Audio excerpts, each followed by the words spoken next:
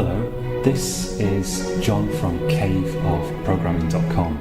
In this tutorial we're going to take a look at, we're going to have a kind of overview of C, C++, C#, Objective-C, and also Java, which Java doesn't have C in the name, but in a way it probably should.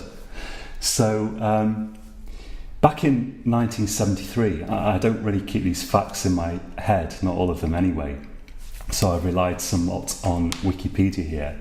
But back in 1973, an American programmer by the name of Dennis Ritchie created a language called C. I think there were languages floating around called A and B, I'm not sure about that, but C was created and it proved to be very popular. Now C is based on functions, so if you've been following this course on C++, you've already seen functions, but we've seen that in C++ we can also use classes. C doesn't use classes. Classes were a later development. Object orientation was a later development. So they weren't, maybe they were around, I don't know, when C was invented, but they weren't incorporated into C at least. And C is still used today, and there are various reasons for that. One reason is that C is even faster than C++ because the object orientation, the classes, they add some overhead to the language, which isn't going to make any significant difference for most programs. But nevertheless, C programs can potentially run faster than C++ ones, at least under some circumstances. Well, of course, a major determinant in the speed of your program is just how well written it is. So people are still using C, especially for very low-level applications like device drivers and stuff like that. Also, I suspect if you've been writing C code since the 70s, you don't necessarily want to go on and learn C++. You want to carry on using what you're using. So sort of tradition and inertia also come into it, but C does still have its place. Now, moving forward to 1979, a Danish guy whose name I can't properly pronounce, so I'm going to call him Bjarne Stroustrup, developed the C++ language. C++ added on classes to C, so it turned C into an object-oriented language. Object orientation was still around, was around previously, but it didn't exist in C. So he developed C++ and it became a great success. These languages, they're all sort of continuously being upgraded and developed. C++ new standards come out and people implement those new standards. But the original version was was created by this Stroustrup guy, whose name I'm sure I'm mangling. And it was like classes had basically been added to C. Now, no one seems to know exactly quite where the name C++ came from, but there is a book by the British author George Orwell called 1984, and that was written in 1948, and Orwell envisages 1984 as being a sort of communist, highly controlled dystopian society, where the government even controls language. And in 1984, if you want to say something's really good, you add plus after it, so ice cream plus is good ice cream. If you want to really emphasize how great something is, you add plus plus, so ice cream plus plus. Therefore, there's this idea that C++ maybe got its name because it's C++ in the lingo of 1984. Of course, it's also true that there's the increment operator plus plus in C++, which we've seen in this course. So maybe it was even a conjunction of these two things that inspired the name. A thought occurred to me last night while I was thinking about this lecture. Can't Bjarne Stroustrup answer this question once and for all? I don't know who gave C++ its name, but I've never heard anyone give an answer with any certainty as to where the name came from. So C++ is C with classes, and it kind of changes a lot of things in C, but with a few minor differences, you can generally compile a C program using a C++ compiler. You might need to enable some special options there. But C is really kind of like a stripped down version of C++ in many ways. I think there are some things in C that don't exist in C++. Some things you can't do, but they're very few. So whereas with C we're using functions as the kind of organizing entity in our programs, in C++ we're bundling those functions into classes together with data, and we're using those to organize our programs. And C++ has proved to be extremely popular, of course, which is why I've made a course on it. Now, winding forward to 1995, Sun Microsystems, which is now owned by Oracle, developed this language called Java. A lot of people felt that C++ was too hard, basically, and not only too hard, but it was really easy to create bugs in C++. And on top of that, a C++ program has to be recompiled for every new platform that it's going to run on.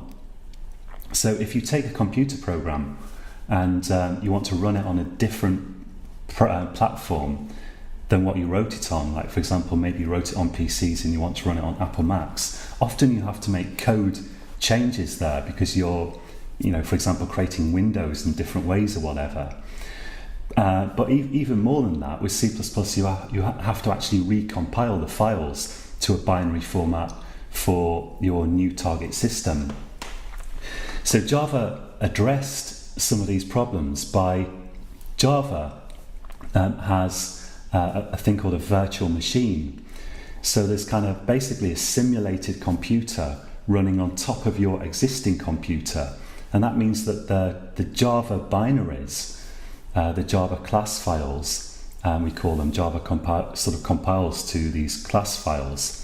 They run actually on the virtual machine, the simulated computer, not directly on your computer.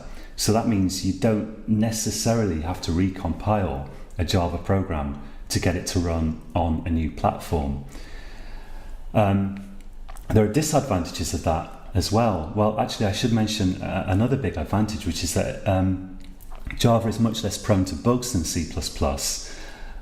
Because the virtual machine can do a lot of checking. It can check if you run off the end of an array, and Java has a thing called the garbage collector that frees memory you've allocated, so you don't have to deallocate memory yourself, and memory deallocation is a big source of bugs in C++. But then you get disadvantages as well, like the virtual machine means that Java runs more slowly than C++ programs. Of course, it's always possible to write a really badly coded C++ program that runs more slowly than a Java program, but other things being equal, Java runs more slowly than C++.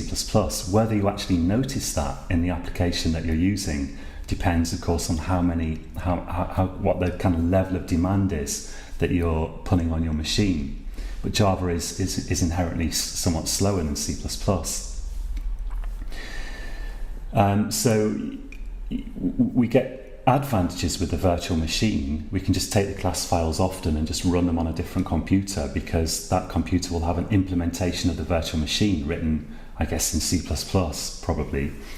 And then the actual Java class files, they just see that virtual machine, and they can just run on that without any change. But then it's slower. So Java is an easier language to learn than C++, I would say. I've got a huge free course on Java at caveofprogramming.com, and it's easier to learn, and it's become very, very popular, partly because of the portability, partly because of the ease of use of Java. It's really designed to be easy for the programmer to work with. I did a search on jobserve.com a while ago, and I think the results were something like, in the US I turned up something like I think it was like maybe 3,000 jobs for Java at a given moment, and something like 2/3 as many jobs for C++. So Java is not replacing C++, and we'll go into that a bit more later, but it has taken over a lot of the things that C++ would have been used for at one time. Now, C# was developed by another Danish guy whose name I'm also going to horribly mangle, Anders Hejlsberg, sometime around 2000 or so. He was working for Microsoft, and C# is a Microsoft language, basically. So again, C#, I believe, uses a kind of virtual machine as well. So it's not the fastest language in the world. It's not got the speed of C++, as far as I understand, and as far as I can tell from having written some programs in it. And it's closely associated with Microsoft. It's basically used for programming Microsoft Windows, or it can be used to create websites as well, but it's tied pretty much to Windows. Although people have implemented the .NET platform for Linux, for example, so you can use C# on other platforms, but it is very closely associated with Microsoft. On Microsoft, if you want to write C# programs, you can use Visual C#, and there's a Visual C# Express at the moment, at least, which is free but a bit limited, especially when it comes to creating installers. Although my information on that could be out of date there. And a similar IDE, Mono, has been implemented for other platforms, but last time I checked it out a couple of years ago, it's now towards the end of 2014, Mono was kind of a bit primitive looking. So if you use C# on Microsoft Windows and you're happy being tied to Windows, you can use Visual C#, and it's a beautiful IDE to work in. You can create programs with a nice visual designer. It's really great, but you're stuck with Microsoft, and again, because there's like a virtual machine in there, some kind of virtual machine. I'm not so sure that it's so easy to access low-level facilities of your computer in C#, and again, that's another reason why you might want to use C++ instead. And yes, you've got some issues of slowness which won't necessarily be noticeable in your final program, but they are kind of there. Objective-C I've never used at all, so I'm relying on Wikipedia for this, but apparently in the 1980s Brad Cox and Tom Love, working for Apple, the Apple Corporation, developed a language that was, I believe it's again kind of based on C++. So Java is strongly based on C++. This is something I don't think I mentioned but should have. Java looks a lot like C++, and if you learn C++, it's not a huge stretch to go on and learn these other languages. Similarly, as far as I know, Objective-C is also ultimately based on C++, and it's closely associated with Apple. Again, I believe there are implementations of it for other platforms, but basically you can pretty much think that you're tying yourself to Apple if you use Objective-C, which is fine. Objective-C, I believe, uses some kind of lightweight virtual machine, but I'm not going to speak much more about that because I don't really know. I don't really understand Objective-C. I haven't used it. So again, you may even on an Apple Mac, you may well want to use C++ for the speed and the power, but it's a good choice, Objective-C, I guess, if you want to write kind of real Apple Mac programs that look like they're being developed for the Mac. So now you might be wondering, we've got Java, we've got C#, we've got Objective-C, we've got lots of other languages that I haven't mentioned. Is C++ some kind of anachronism? That is it something that's just hanging around because out of inertia, because people don't want to learn new languages or whatever? And the answer to that is emphatically no. There are kind of almost as many C++ jobs around as Java jobs, less I would say, but still a lot of jobs for C++. And the reason for that is that we just can't do without it. C++ is still being developed. Recently we've got C++ 11. I believe that was developed in 2011, which is where the 11 comes from. In this course so far, I've been teaching basically C++, I guess, 98, from 1998 onwards. C++ hasn't changed that much, and as far as I know, the 11 version, it's not a radical overhaul, but C++ is being continually revised and it's being still used. And the reasons for that are the ones that I've mentioned. If you want a program that runs as rapidly as it possibly can and can access all the facilities of your hardware, even in ways that no one's thought about before perhaps, even if you're using completely new hardware that you may even have just invented yourself with your computer. And if you don't want to use C, you want to have the luxury of classes and object orientation, then you need to use C++. And that's not looking like it's going to change anytime soon. Very high-end games are usually written in C++. Very, very powerful, innovative artificial intelligence programs are liable to be written in C++, because anywhere where you need to squeeze as much power out of your computer as possible, anywhere where you're at the cutting edge of software development, you're going to think about using C++. It gives you that power, it gives you that speed. So C++ is well worth learning. Okay, it's difficult, but then an advantage of that is when you've learnt it, other languages sort of seem easy. Yes, to learn Java after C++ requires certainly some effort. You're going to have to put some effort in there to learn new syntax, but these other languages, as we've seen, are heavily based on C++.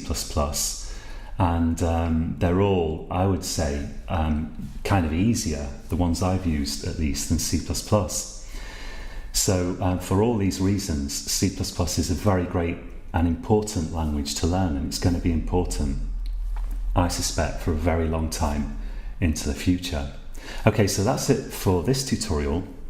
If you've been following this course so far, I'm planning to add probably just one more video.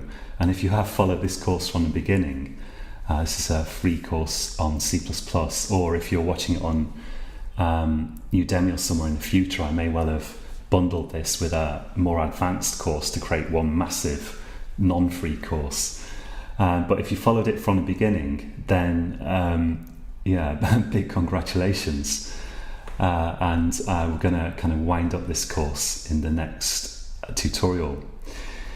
So I've given you an overview here, but I don't have an in-depth knowledge about how all these different languages work. I feel on solid ground pretty much with Java and C++, but C# and stuff, my knowledge is less good. So if I've said anything in this video that jars with, conflicts with what you already know, it's quite possible that I'm just wrong. But I think this is basically a reasonable overview for someone who is just wondering what the heck all these different languages are. Okay, so until next time, happy coding.